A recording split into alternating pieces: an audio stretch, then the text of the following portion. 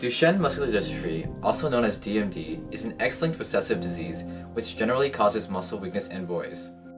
This is due to a genetic mutation in a protein called dystrophin, which protects the membrane of muscle fibers.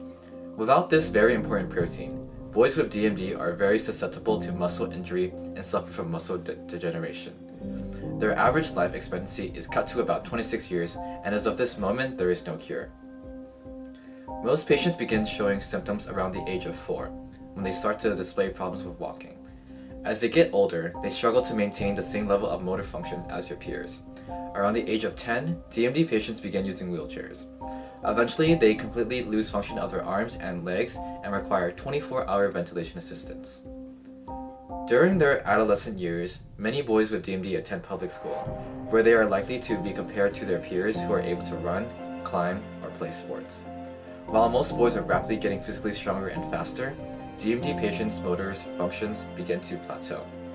Upon this harsh realization, patients may experience damaging psychological effects.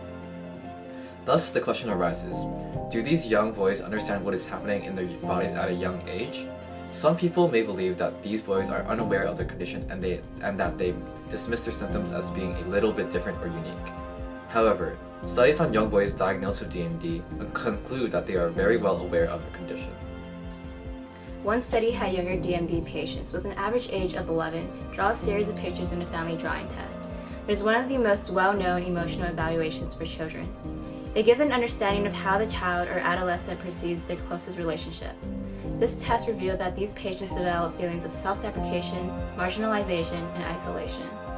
In this drawing, the patient draws himself separate from his families, showing that he understands how he is different from them. Researchers had children draw pictures pertaining to how they were feeling in the moment. These spontaneous drawings were generally poorly developed with scarce use of colors. The patients often expressed depressive content such as a broken house with holes needing repair and night landscapes in their illustrations. Other drawings included autobiographical episodes, such as a ship taking a child and his father to another town for a medical visit or car rides for physiotherapy. Some narratives appear to be more optimistic, involving the rescue of imaginary characters, which may be an analogy for successful treatments and surgeries. When looking at these drawings conducted in this study, it is evident that adolescent patients understood that their family had to make sacrifices in order to accommodate for their living conditions, and that they were indeed different. In a separate study with adult patients, with patients ranging from about 20 to 48 years old, patients were asked about their perceptions of the disease as it progressed. Some thoughts that the patients had were that running became harder and that it became exhausting to go to the hospital. For many, the transition into wheelchairs or respirators affected them most psychologically. Many began to feel like a burden as they required more assistance from others. One patient said, "I was in 3rd grade in elementary school when I became aware of my disease. What triggered my awareness was the fact that I could no longer just get up from the bed as I used to.